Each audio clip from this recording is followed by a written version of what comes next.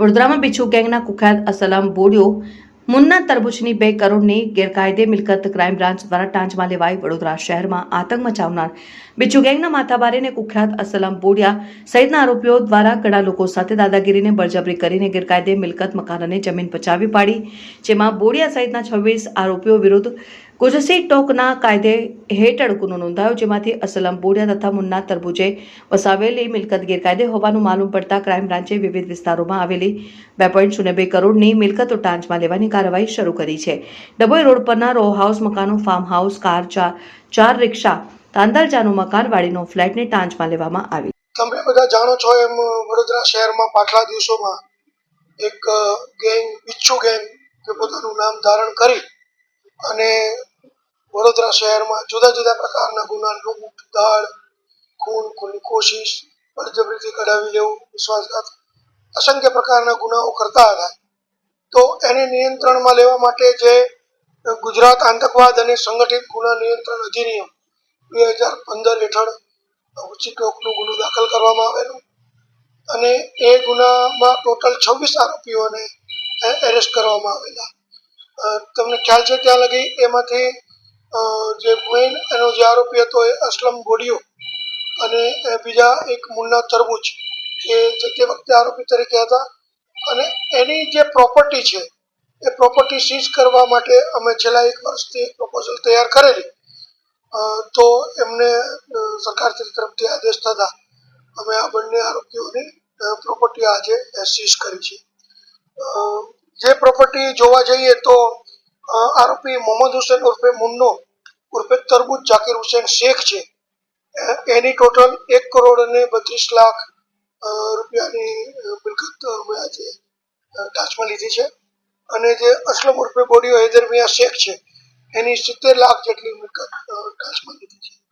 તો અમે આ બાબતે જે જરૂરી કાર્યવાહી છે રેવન્યુ અધિકારીને સાથે રાખીને જે પત્ર વ્યવહાર કરવાનો હોય એની પ્રોસિજર પૂરી કરી અને આજરોજ એની આ મિલકત ટાંચમાં લીધી છે.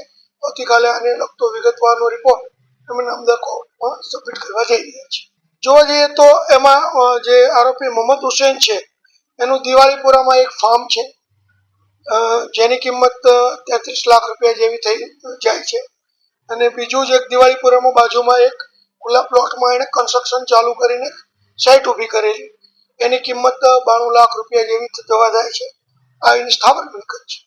અને એ જ મુન્ના તરબૂચની જંગમ મિલકતમાં એક ઇનોવા ગાડી છે, જેની કિંમત આશરે 7 લાખ રૂપિયા જેવા થાય છે. એમ ટોટલ એની 1 કરોડ 32 લાખ રૂપિયાની પ્રોપર્ટી થાય છે.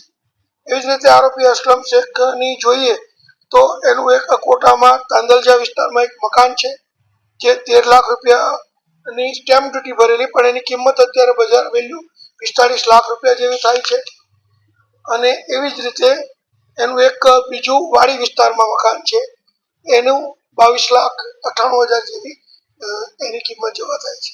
સાથે ઓટો રિક્ષા અને બીજા વાહનો છે એ એની અલગ અલગ કિંમતો મળી અને ટોટલ એની 70 લાખ રૂપિયા જેવી કિંમત થાય છે, જે અસલમ બોડિયાની પ્રોપર્ટી. ના, એવું કોઈ નથી. આમાં જે તે વખતે દાખલા તરીકે તમને કહીએ તો જે દિવાળીપુરામાં ફાર્મ હાઉસ છે મુન્ના તરબૂચ, એણે જે તે વખતે ખેડૂત નહોતો એટલે એણે એક બીજી વ્યક્તિના નામે આ ખેતીની જમીન ખરીદી અને એમાં એણે ફાર્મ હાઉસ ઊભું કરેલું. પરંતુ તપાસ દરમિયાન અમને બાતમી રાહે, ખાનગી રાહે એવી ખબર પડી કે આ પ્રોપર્ટી મુન્ના તરબૂચની છે.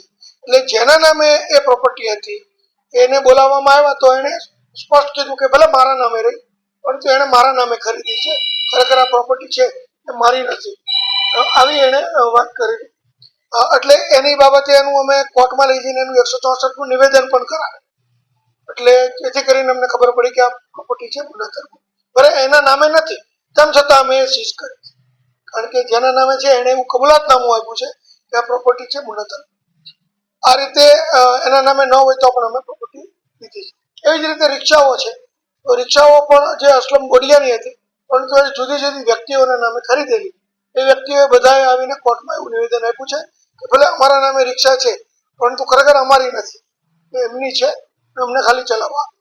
જેથી એ રિક્ષાઓ પણ અમે ના, એ તો ધમકાવીને નહીં, કોઈ મિલકત છે મિત્રતાના અથવા તો રિક્ષાની વાત કરી તો રિક્ષા એને ચલાવવા માટે આપે, તારા નામે રિક્ષા લઈ દઉં છું, તારે અત્યારે રિક્ષાઓનો માલિક છે એ ભાડે રિક્ષા ચલાવવા આપે છે, એ અર્થમાં એને રિક્ષાઓ પોતાના નામે લીધેલી અને એ જ લોકોને ભાડે ચલાવવામાં આવે.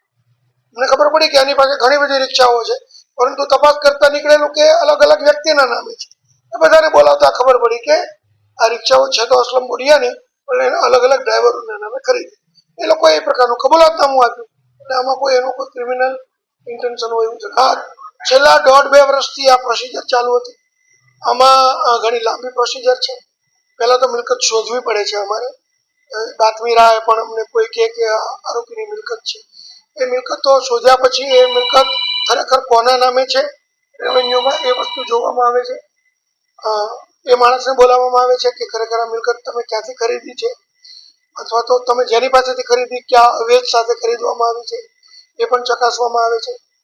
પછી જે મિલકતની ચૂકવણી, મિલકતના અવેજ તરીકે રકમ ચૂકવણી કરવામાં આવી છે તો એ કયા વર્ષમાં ચૂકવણી કરવામાં આવી છે, તો એના કોઈ આવકના સ્ત્રોત એ વર્ષમાં છે કે કેમ, ઇન્કમ ટેક્સ વિભાગ પાસેથી પણ એની માહિતી લેવામાં આવે છે. અને જો આરોપી છે એ જસ્ટિફાઈ ન કરી શકે કે આ જે રકમ છે એ એના કાયદેસરના આવકના સાધનોમાંથી ખરીદી છે, એવું ન જસ્ટિફાઈ કરી શકે તો માની લેવાય કે આ જે છે ગુનો કરીને, ગુનો આચરીને જે એને રકમ અવેજ ઉભો કર્યો છે એનાથી એને મિલકત ઊભી કરી છે એવું માની લેવામાં આવે. એ પછી એને સરકારમાં પ્રપોઝલ મોકલવામાં આવે છે અને સરકારશ્રીને જ્યારે યોગ્ય લાગે કે આ ઉચી ટોક કાયદાની કલમ 18 છે એ મુજબ કે આ મિલકત ટાંચમાં લેવા જેવી છે, તો ત્યારે એ હુકમ થાય છે સરકાર તરફથી, હુકમ આધારે પછી આ મિલકત ટાંચમાં લેવા. લાંબી પ્રોસિજર છે એટલે આમાં સ્વાભાવિકપણે 1.5-2 વર્ષ જેવું લાગે. ના, જેટલી મિલકતો અમારા ધ્યાન ઉપર આવેલી એ બધાની અમે પ્રપોઝલ કરેલી અને જેમાંથી જે યોગ્ય લાગેલી એ સરકારશ્રી હુકમ કરેલો એ મિલકત અમે આજરોજ ટાંચમાં લીધી છે.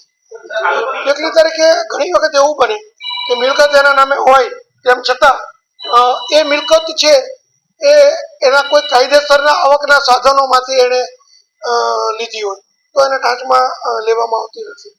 મુન્ના તરબૂચ અત્યારે જે નવાપુરામાં મકાનમાં રહે છે એ એની મિસિસને એની મા તરફથી, એટલે કે મુન્ના તરબૂચની સાસુએ ખરીદેલું અને એને વારસામાં મળેલું.